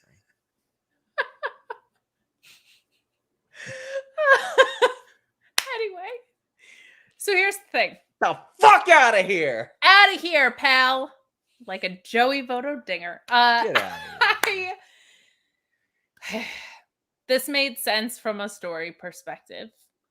I am so tired of baby faces having to get their shit kicked in to get over. I'm so tired of matches for women being like 3 minutes long, which this once again was. And I know we got a longer women's match later, but at this point in the night, I was not happy.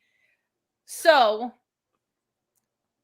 it makes sense, but I was still annoyed. So that's frustrating. Yeah, that's like a frustrating thing to marry as a wrestling fan, but I love this. I just love this story. I think they built it good. well, and WWE is okay. They are good at building stories when they want to, when they give a damn, and when they don't overdo it. I mean, that's the reality is you got to have stuff like Reigns and Lesnar that doesn't get a ton of time. Like, you don't need 10, 15 minutes there. You don't need them to wrestle a bunch of times. And that's why it's more interesting. Naomi and Sonya to me is interesting because they haven't wrestled. They still haven't wrestled one-on-one. And if they did a bunch of tags, it'd be less interesting to me. Yeah. But until I see them go at it, I'm hooked because WWE hasn't just done it to death. Like, we're about to do the sixth or seventh Liv Carmella match. Yeah. It's much more suspenseful to not have them touch for a while. This almost didn't pay that off, though. It felt like kind of half-assed. I had somebody on Twitter say this felt like more of a segment than a match, so I was okay with it. And I was like, right, but the whole segment was that Sonya was denying her a match this whole time. And then, we finally get the match, and it's with Shayna, which is cool, and I'm glad to see Shayna getting some attention paid to her, but I don't know. I would have rather had a 20-minute match with Sonya and Naomi at a clear outcome. And because Naomi has been sincerely stunted so much in her career, I don't need to see her lose a bunch first. Like, I'm just ready to see Naomi win. If it were to either one of them individually before this, I'd be like, yeah, sure. But it was to both of them. And I was like, okay, well, that makes sense. And Shayna has won everything in the last month. She's like been very, very dominant. And even before that, she was having like 10-minute matches when she lost. So I think she's pretty protected. Like, I don't think that this is like, I do wish that WWE didn't rely on let's beat somebody down to get them over, because that doesn't necessarily get them over. Bezos says Naomi just tweeted to Shayna, all money ain't good money. If you broke, just stay so instead of jumping me. But like, when I look at it, like, this isn't her just losing straight up. Like, she should lose a 2-on-1 match to Shayna and Sonya. And Sonya is so annoyed by her. She's like, oh, I'll give you your match. And then this is what she gives her. I think that's a clever way of doing it, as opposed to being like some anonymous, like this happening to somebody else. Like, if this happened to Charlotte or Becky or Sasha, it's like, well, why does that happen? They don't have any axe to grind with management. But because this was Naomi and Sonya, I think it worked well. That's fair. I just thought of something that I don't like. Oh, that's rare. Tell us. Oh, wow. Well, I'm just such a homer. If you don't want to hear me be sour, you can cancel your select. Oh, wait, I'm not on select.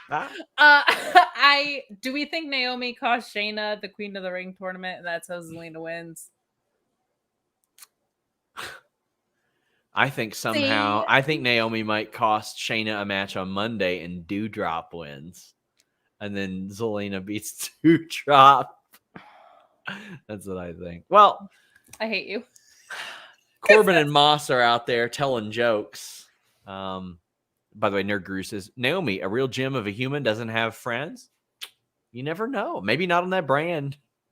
Everybody's got to wait two more weeks or something. That's right. Nakamura and Boogs interrupt Corbin and Moss. Absolutely nobody could possibly give a shit about this. Nobody could, in any situation. I fathom somebody going, well, that makes me care about this match that we're eventually going to see. Maybe one of you do. It's just I can't get inside your head.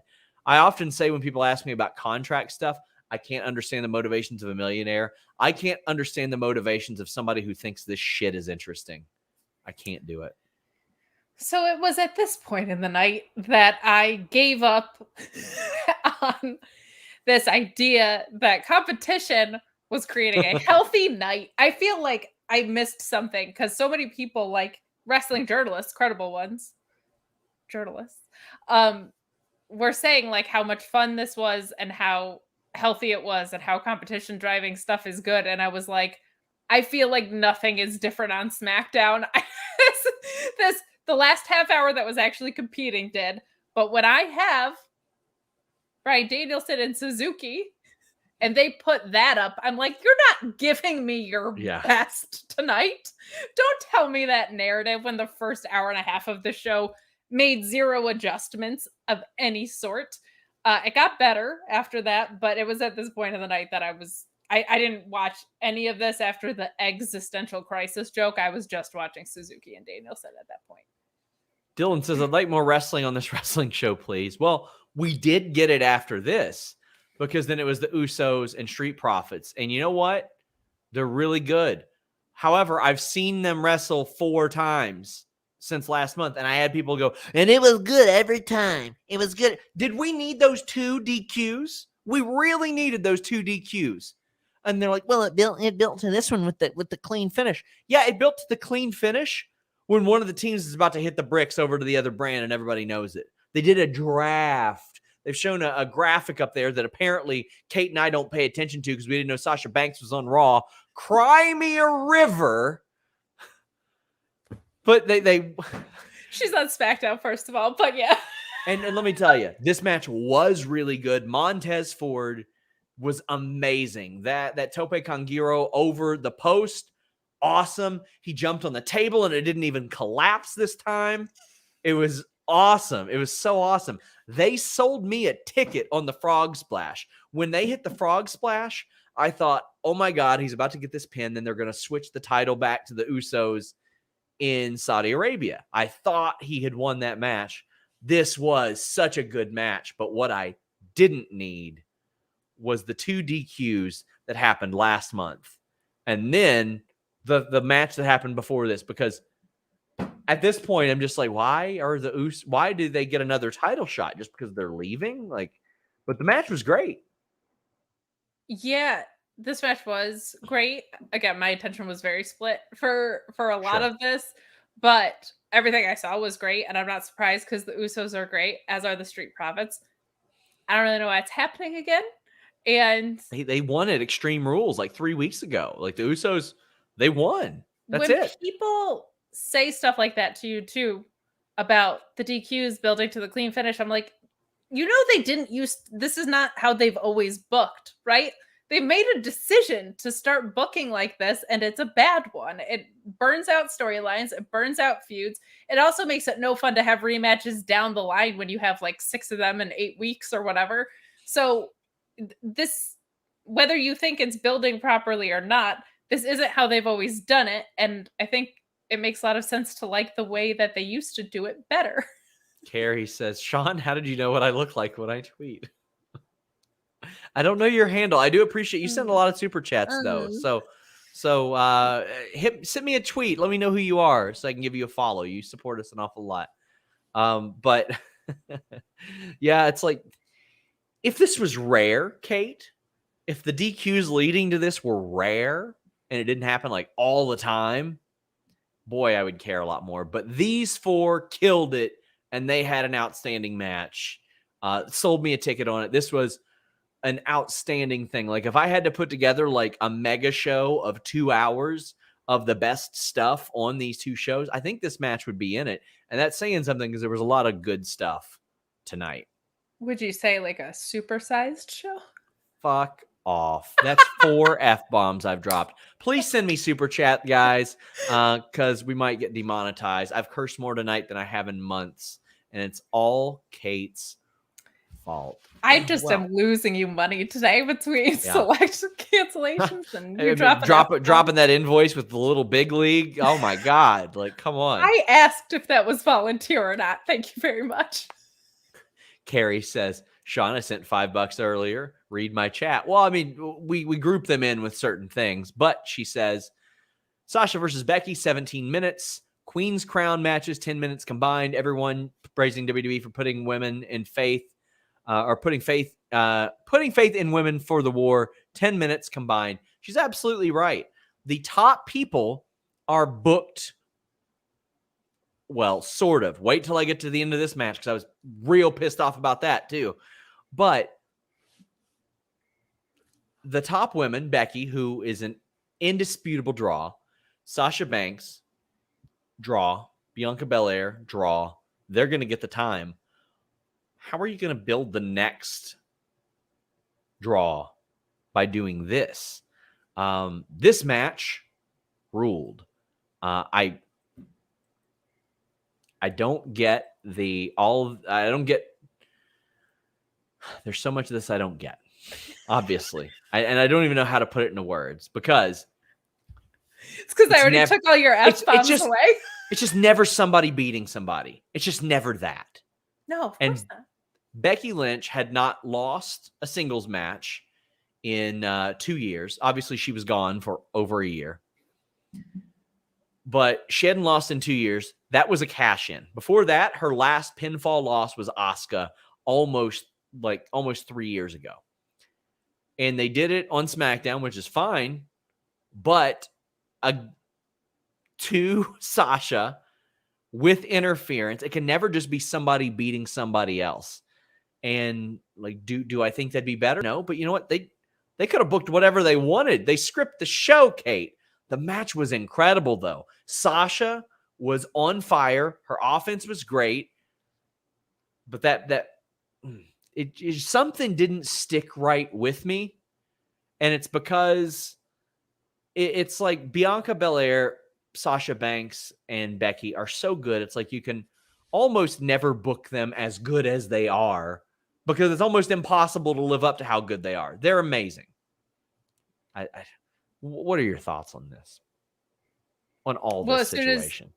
As soon as Bianca came out, I knew this. I knew it wasn't going to be a clean win or loss anyway. But as soon as Bianca came out on commentary, I was like, confirmed. They were laying their shit in tonight, man. This was a great match. Sasha also tweeted, by the way, it's clobbering time earlier in the day. I love it. I give all those punk jabs that you want. This is a great match. It has a dumb finish. I don't understand. It was like you had Becky lose and nobody capitalized on the payoff because it wasn't clean. I just don't get why when you have this much star power, you can't just have wins and losses. That makes sense. Like, you say it all the time, and then I echo you all the time because sometimes great wrestlers just lose to other wrestlers, and that's fine. Like, but with all the contract signing segments and all of the stuff that we've had going into Crown Jewel, like Becky taking the loss here makes absolutely no sense to me. It was a waste of a great match. It was a waste of Becky being undefeated for 3 years.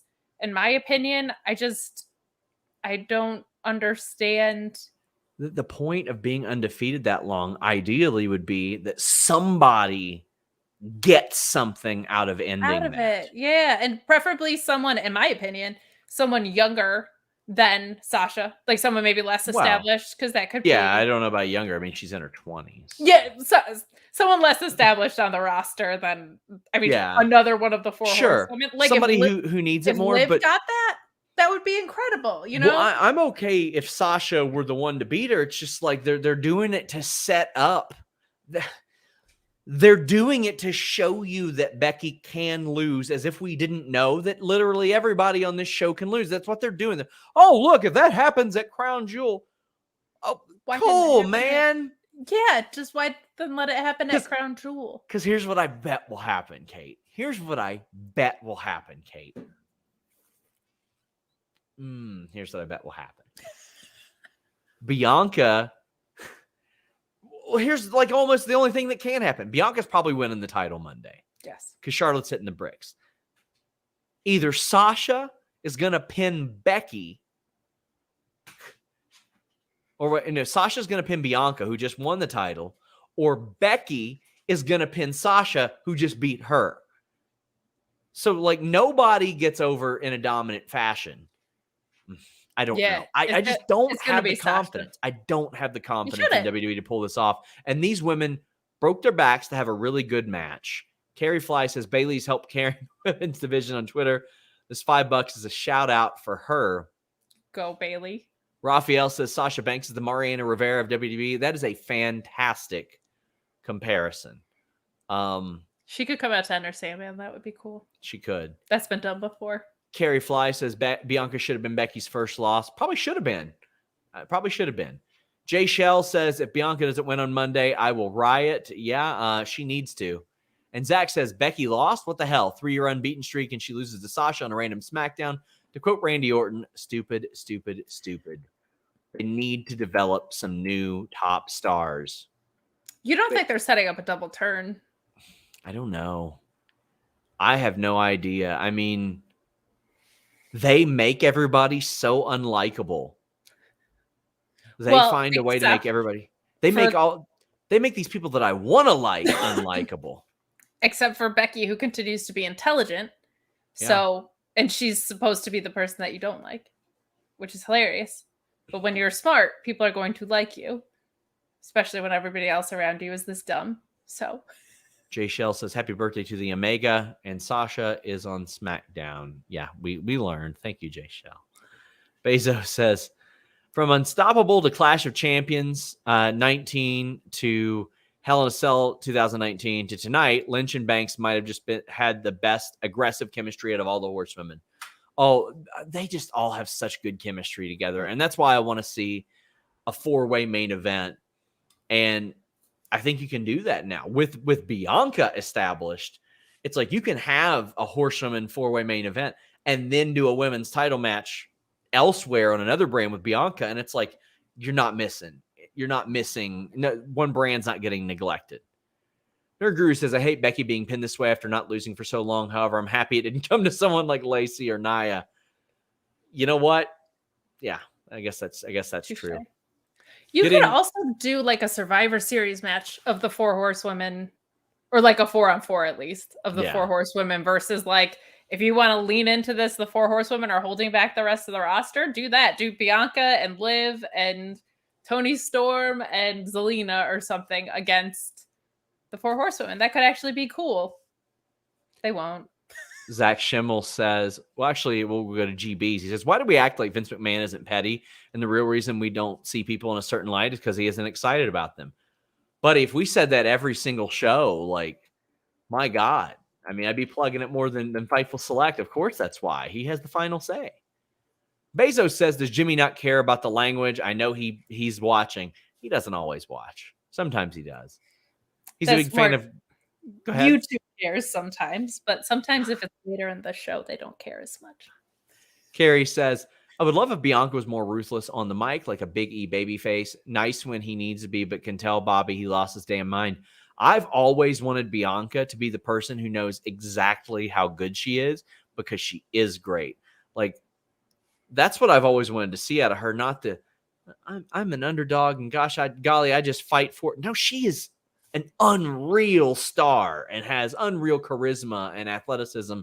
And I just, a lot of how like a Rob Van Dam would present himself or how Jade Cargill presents herself.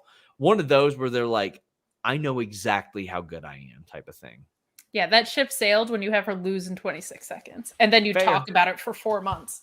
But I mean, we do. I mean, like, we've seen some greats lose in a few seconds. Jose Aldo lost in like 8 seconds to Conor McGregor, and he ended up winning a title after that. Like that does happen, but it was a clean, fair fight. That's it. Yeah, well, and they didn't talk about it for the next 4 months. I mean, McGregor, but like they don't just hammer it home. There's been multiple pay-per-views since that happened. Why are we still talking about this? Bezos says that announce table meteor, that was the spot of the match for me. That was so good. Zach Barber says, I got to disagree. Charlotte should retain and swap belts with Becky after Crown Jewel. The GOAT should lose the belt straight up at Mania. No, the trading belts thing is the stupidest thing I have ever seen. Just rename the belts. The trading belts is the absolute lamest shit. Could you imagine Charlotte and Becky walking up to each other and handing each other their belt? Woof. I mean, they can't even coexist on the same tag team, so I don't think they're going to have a mutual respect there. I have an idea. Book better shit. Nerd Guru says, not that this is news, but put Becky and Sasha in the all-time best chemistry between partners because, wow, they couldn't have a bad match if they tried.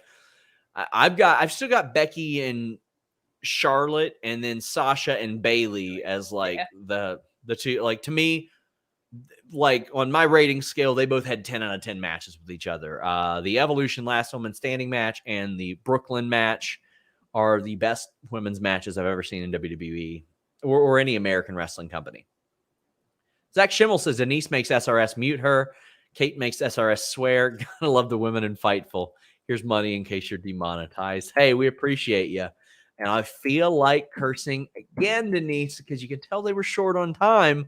You just called me Denise. Did I? I almost call you Denise all the time because I've done it. I've worked with her for 2 years. Yeah, no, it's cool. She gets the better graphic. You almost call me Denise. No, I get it. Send me some super chats and I'll call Kate Denise the rest of the show. Some young stuff, all right? I'm still climbing up the ranks here. Oof. Oh, man, look at this. So, as I'm segueing into a segment about how WWE disrespected their women, I just...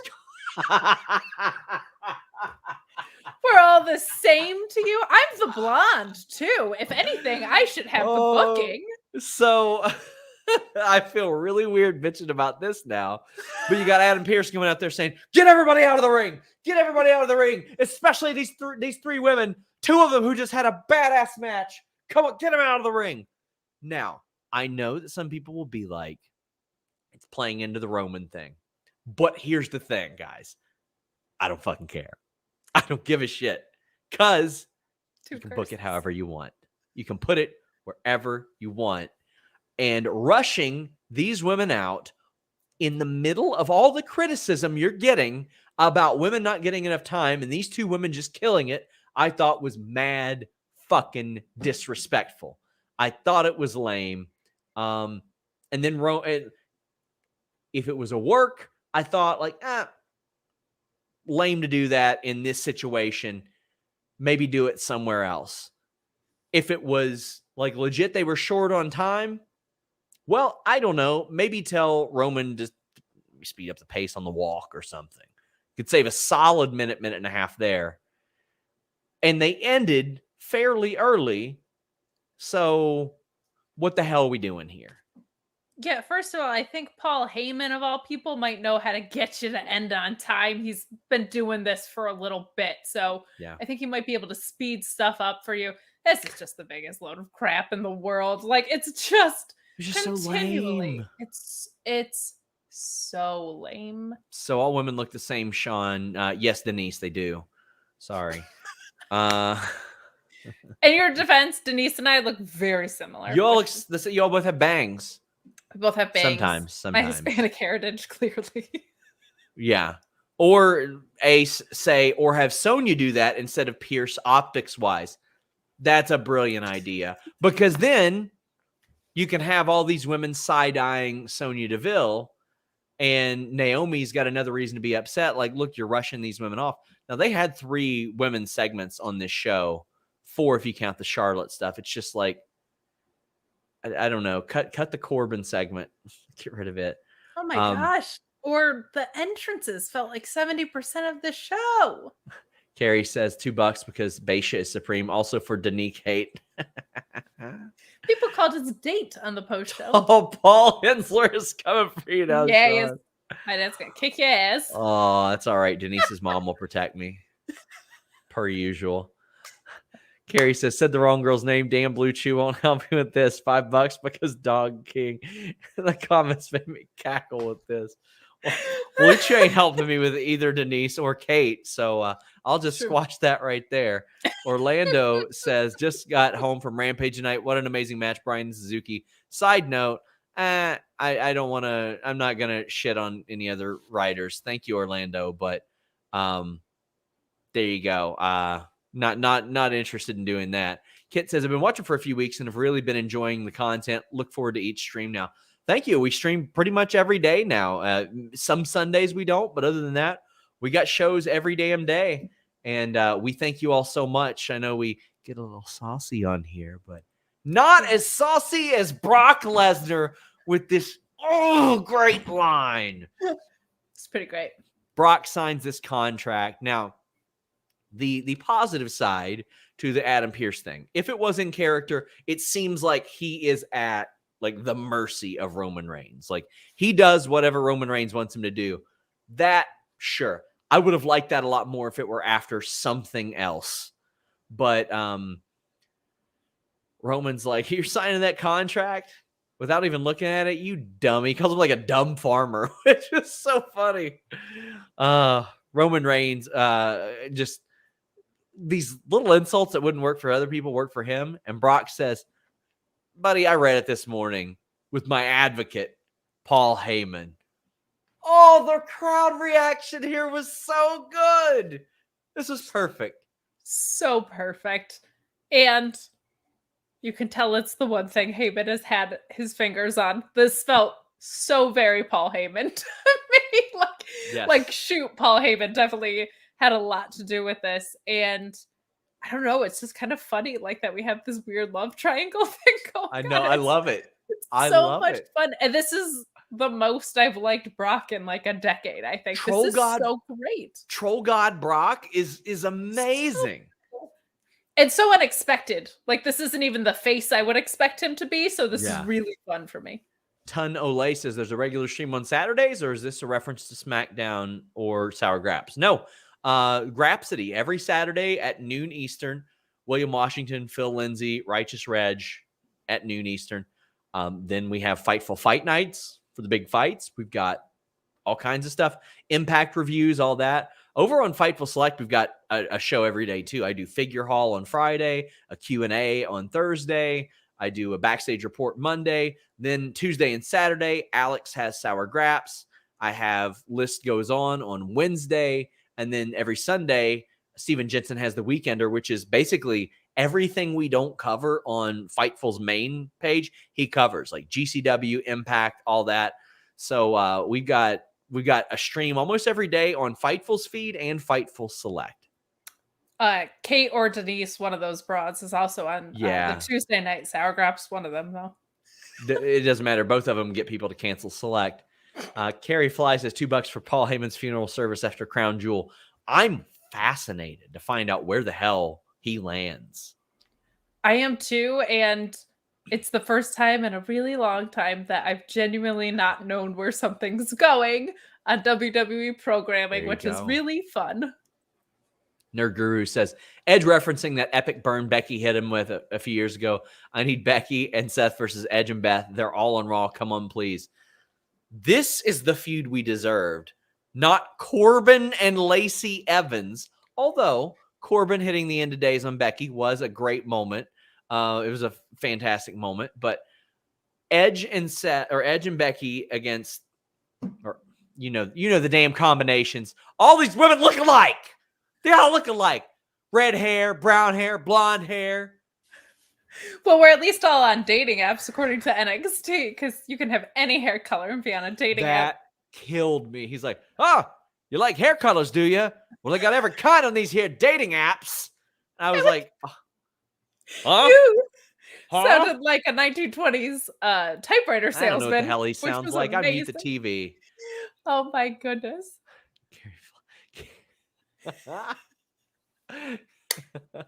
My name is Car-E, not Carrie. You know what? Fair.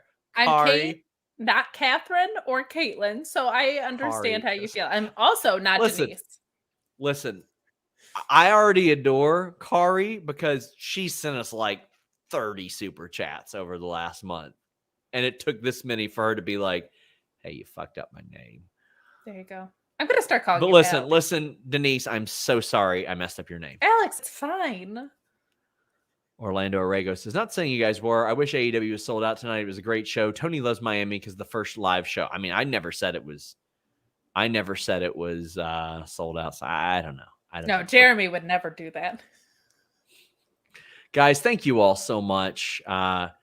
You all keep tuning into these shows. They got longer. I used to try to keep them under an hour, but now Kate and Alex are running the friggin' Boston Marathon on Tuesdays.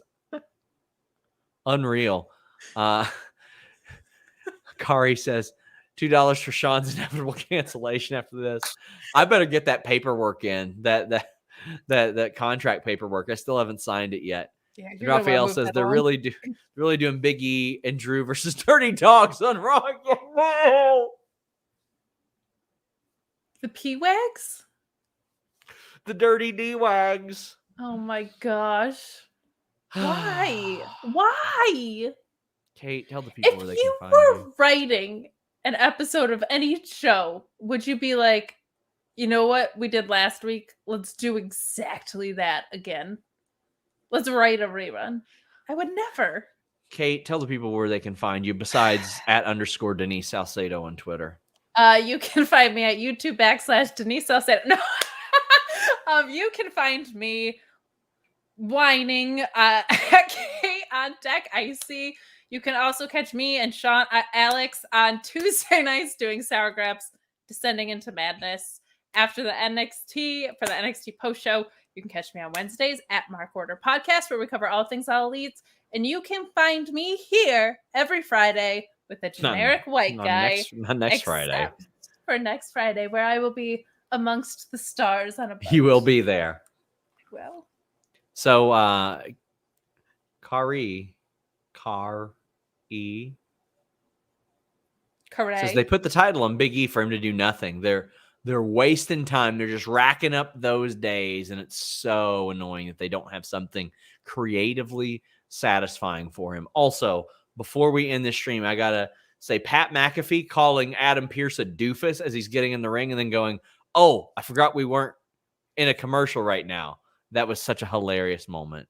And he also said something about referees getting things right and in wrestling, but referees and umpires getting things wrong in every other sport all the time, right after the check swing from yesterday at the NLDS. I watched last night in the Thursday game. There was a male ref that tried to mansplain a catch to one of the female refs. He's like, "No, lady, it wasn't a catch." And then you go to the footage and he dragged the foot. He was like, "No, Denise, it wasn't a catch." Yes. Angie says, we might not all like how WWE's booked. Vince has a fair share in destroying it. Although Tony Khan is cool, Vince is a legend. Not sure how this war will end, but AEW versus Friday is going to be better than the Wednesday war. It might be. I mean, they're not going head to head, so I enjoy that a lot more. I definitely enjoy that a lot more. But I think I think that AEW needs a better time slot. But if they're happy and TNT is happy, hey, there we go. We all have DVR now. Guys, thank you all so much. Until next time.